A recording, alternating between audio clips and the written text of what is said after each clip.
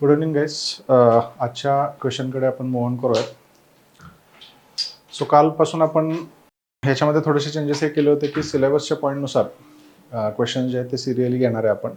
ठीक आहे. आजचा सेकंड क्वेश्चन असणार आहे आपल्या इकोलॉजीमधला. The interconnectedness of ecosystem and human activities highlights the intricate relationship between the natural world and human society explain. बरोबर. सो क्वेश्चनला ज्यावेळेस आपण डिफाईन करतो इथं दोन गोष्टी आहेत, इकोसिस्टीम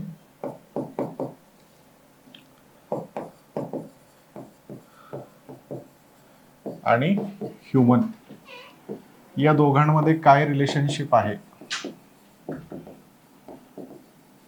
ठीक आहे. याचा इम्पॅक्ट यावर कसा पडतो, याचा इम्पॅक्ट यावर कसा पडतो, आणि हे दोघं फीडबॅक लूपमध्ये कसे अडकलेले आहेत, या दोन गोष्टींची चर्चा आपल्याला या टॉपिकमध्ये करायची. एकदम प्लेन अँड सिम्पल क्वेश्चन आहे असं म्हटलं तरी चालेल. याच्यामध्ये काही जास्त किचकटपणा कालच्या क्वेश्चन सारखा नव्हता बघा. ठीक आहे. सो लोकस जो आहे, या स्पेसिफिक क्वेश्चनचा लोकस जर सांगायचं झाला आपल्याला तर इकोसिस्टीम सर्व्हिसेस आपल्याला सांगता येतो. फोकस जो आहे relationship of ecosystem services with human, या पद्धतीने सांगता येईल. याच्या बाहेर आपल्याला जायचं नाही. ठीक आहे. याच्यामध्ये इकोसिस्टीम काय आहे डिफाईन करण्याची गरज नाही आपल्याला, डायरेक्ट क्वेश्चनकडे मूव्ह होणं गरजेचं आहे. ठीक आहे. सो सुरुवात जी आहे ती ecosystem as a foundation for human wellbeing या पद्धतीने आपण घेतोय. यामध्ये सगळ्यात पहिला आर्ग्युमेंट आपला जो असणार आहे तो असणार आहे इसेन्शियल सर्व्हिसेसचा.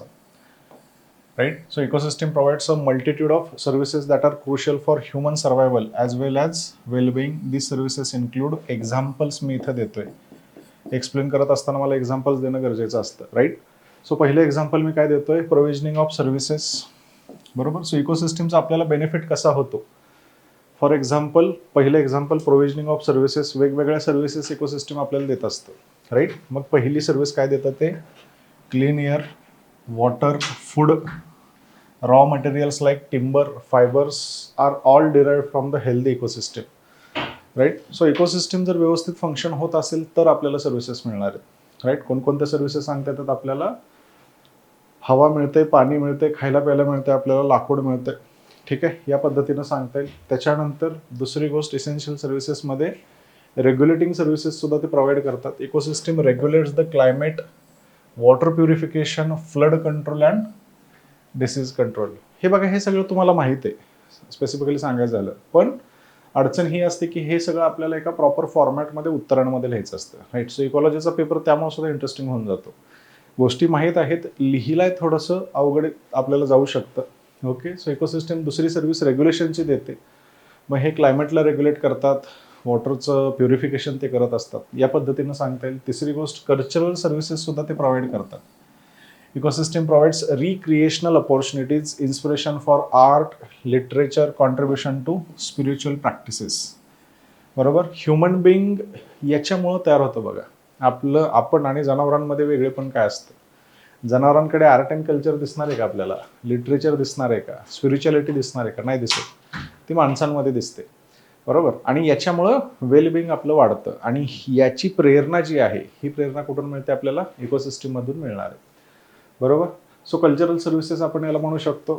त्याच्यानंतर सेकंड आर्ग्युमेंटकडे आपण जाऊयात, ह्युमन ॲक्टिव्हिटीज आणि त्यांचा इम्पॅक्ट काय पडतो. आता इकोसिस्टमकडनं आपण सर्व्हिसेस तर घेतल्या, ह्युमन ॲक्टिव्हिटीज त्यांना कसा इम्पॅक्ट पडतात हे आपल्याला बघायचं आहे. सगळ्यात पहिली गोष्ट आपण काय करत असतो, रिसोर्स एक्स्ट्रॅक्शन करत असतो. Human extract resources like water, minerals, timber from ecosystem. अडचण तिथपर्यंत येत नाही आहे. बरोबर. त्यांच्याकडनं आपण सर्व्हिसेस घेतो म्हणून इकोसिस्टमला फटका बसत नाही. इकोसिस्टमला फटका हा अनसस्टेनेबिलिटीमध्ये बसणार आहे. So unsustainable practices like over extraction can deplete these resources and damage the ecosystem ability to regenerate. Right. ही सिस्टीम रिजनरेशनवर चालते, कंटिन्युअसली रिसायकलिंग तिथं चालू असते. ओके. काल आपण बघितलं होतं principle of recycling, principle of regeneration, ecosystem प्रिन्सिपल्समध्ये इकोलॉजिकल प्रिन्सिपल्समध्ये हे प्रिन्सिपल्स आपण काल सांगितले होते. आपल्या अँथ्रोपोजेनिक इंटरव्हेन्शन्समुळं, ह्युमन इंटरव्हेन्शन्समुळं इकोसिस्टमची जी कॅपॅसिटी असते नॅचरली रिजनरेट करायची, ही कॅपॅसिटी कुठेतरी डॅमेज होताना आपल्याला दिसते. आणि याचा फटका पुढे जाऊन आपल्याला बसणार आहे. ओके. सो पहिली अडचण आपण इकोसिस्टमला रिसोर्स एक्स्ट्रॅक्शनमध्ये करणार आहे. दुसरा फटका जो बसतो तो पोल्युशनमध्ये बसतो. Industrial, agricultural, urban activities release pollutant into water, त्याच्यानंतर air, soil, degrading the quality of these resources and harming both ecosystem and human health.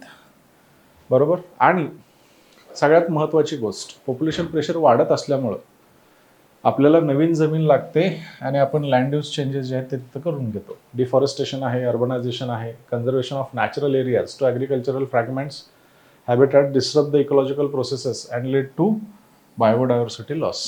Okay, biodiversity काल पण आपण बघितली होती, गरजेची असते. Human survival depends on this biodiversity, right. Human survival depends on recycling, it depends on ecological principles, आणि human interventions हे ecological principles damage करतं. इकोसिस्टीमचा जो रिझिलियन्स आहे, हा रिझिलियन्स तिथं डॅमेज केला जातो आपल्या इंटरॅक्शनमुळं.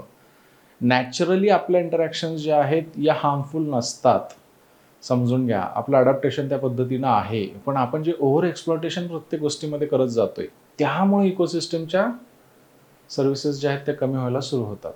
इकोसिस्टममध्ये जे फूड चेन आहे तिला आपण डिस्टर्ब करतोय, रिसायकलिंग जी आहे तिला आपण डिस्टर्ब करतोय, बायोडायव्हर्सिटी जो रिझिलियन्स प्रोव्हाइड करते तिला आपण तिथं डिस्टर्ब करतोय.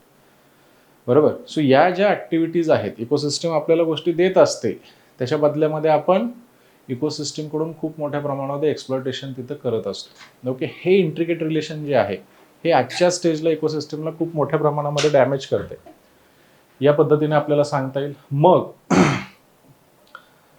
इथं जे आपण बघितलं, इकोसिस्टम आपल्याला काहीतरी पॉझिटिव्ह गोष्टी देते, पण याच्या बदल्यामध्ये आपण इकोसिस्टमला काहीतरी निगेटिव्ह गोष्टी दिलेल्या आहेत. याचा फटका काय बसतो बघा, एक फीडबॅक लूप तयार होतो जो ह्युमन वेलबिईंगला लॉंग रनमध्ये अफेक्ट करणार आहे. मग याला कोडिफाय कसं करायचं? Ecosystems impact on human, changes in ecosystem can negatively impact the human societies. Argument फक्त मांडायचं नाही, तुम्हाला ते आर्ग्युमेंट जस्टिफाय सुद्धा करावं लागेल. त्याच्यामुळं for example, deforestation can lead to increased soil erosion. Soil erosion झालं तर ॲग्रिकल्चर प्रोडक्टिव्हिटी आपली कमी होणार आहे, सोबतच फ्लडिंग तिथं होणार आहे, केदारनाथ आठवा. While climate change disturb the agricultural patterns and threatens the food security. बरोबर. इथं बघा मुद्दा सुरू आहे. आणि या वर्षीचं ऑब्झर्वेशन करा, टेम्परेचर राईज खूप जास्त दिसून येतोय. याच्या आधीचे उन्हाळे आणि हा उन्हाळा याच्यामध्ये बराच फरक आपल्याला दिसून येतो, राईट. कशामुळे दिसून येतोय? क्लायमेट चेंजमुळे दिसून येतोय. हा क्लायमेट चेंज कशामुळे झाला? इकोसिस्टमचे ज्या काही सायकल्स आहेत त्या सायकल्स आपण ब्रेक केल्या. इकोसिस्टम काहीतरी CO2 जो आहे तो ॲब्सॉर्ब करू शकत होती, त्याच्यापेक्षा जास्त CO2 आपण आता कुठं सोडला? ॲटमॉस्फिअरमध्ये सोडलाय. बरोबर. त्यामुळे ग्रीन हाऊस इफेक्टची इंटेन्सिटी वाढत चालली आणि त्याच्यामुळे क्लायमेट चेंज होते आणि त्याच्यामुळे सगळ्यात जास्त फटका आपल्याला कुठं बसणार आहे? फूड सिक्युरिटीला. यावर्षी धरणांमध्ये सुद्धा पाणी नाही, उन्हाळी पिकं नाहीतच असं म्हटलं तरी चालेल. बरोबर. सो फूड सिक्युरिटी हॅम्पर होणार आहे. सो फीडबॅकमध्ये होते, जे आपण करतोय ते आपल्याला कुठेतरी रिटर्न सुद्धा आपल्याला मिळणार आहे. त्याच्यानंतर human activities trigger feedback loops that further damages the ecosystem. For example, greenhouse gas emission contributes to climate change, which alters the weather pattern and further disrupt the ecosystem, right? So cycle इथून negative सुरू होते, ह्युमन्सला affect करते, पुन्हा ते कोणाला affect करणार आहे? इकोसिस्टमला affect करणार आहे. उद्या जाऊन ही इकोसिस्टम नष्ट होणार आहे, नष्ट झाल्यामुळं ह्युमन सर्वायवल राहील का? ते पण नष्ट होईल, राईट. सो एका प्रकारचं चक्रव्यूह आहे असं म्हटलं तरी चालेल. सोप्या भाषेत पुन्हा एकदा सांगतो, समजून घ्या. इकोसिस्टम सगळ्यात आधी आपल्याला कलर चेंज करतो. इकोसिस्टम सर्वात आपल्याला सर्व्हिसेस देते, यामुळं ह्युमन सर्व्हायवल जे आहे हे सर्व्हायवल टिकून असतं. बरोबर. पण पॉप्युलेशन प्रेशर वाढतोय, याच्यामुळं आपण इकोसिस्टमला जो फीडबॅक देतो हा निगेटिव्ह फॉर्ममध्ये जातो, राईट. इकोसिस्टमच्या सर्व्हिसेस डॅमेज व्हायला सुरुवात होतात. इकोसिस्टमच्या सायकल्स ज्या आहेत या सायकल्स तिथं डॅमेज व्हायला सुरू होतात. या सायकल्स डॅमेज व्हायला सुरू झालं की याचा फटका कोणाला बसणार आहे? ह्युमन सर्व्हायवलला बसणार आहे. आणि हे पुन्हा कोणाला नष्ट करणार आहेत? इकोसिस्टमला नष्ट करणार आहेत. इकोसिस्टम नष्ट झाली की कोण नष्ट होते? राईट. सो एवढं इंटरकनेक्शन आपलं एकमेकांबरोबर आहे, या पद्धतीनं म्हटलं तरी चालेल. ओके. सो हा फीडबॅक लूप जो आहे हा खूप इंटरेस्टिंग आहे. मग कन्क्लुजनकडे. In conclusion, interconnectedness of ecosystem and human activity highlight the profound dependence of human society as a natural world. Okay, तेच आत्ता आपण बघितलं. Understanding this relationship is vital for ensuring the long term well being of both humans as well as ecosystem that sustain us. Okay, so एक simple conclusion आहे असं म्हटलं तरी चालेल. आजचा प्रश्न थोडासा सोपा होता, पण माहीत असणं आणि लिहिणं याच्यामध्ये थोडासा फरक पडतो. आय गेस स्ट्रक्चरवरून तुम्हाला बराच डेटा इथं जनरेट होईल.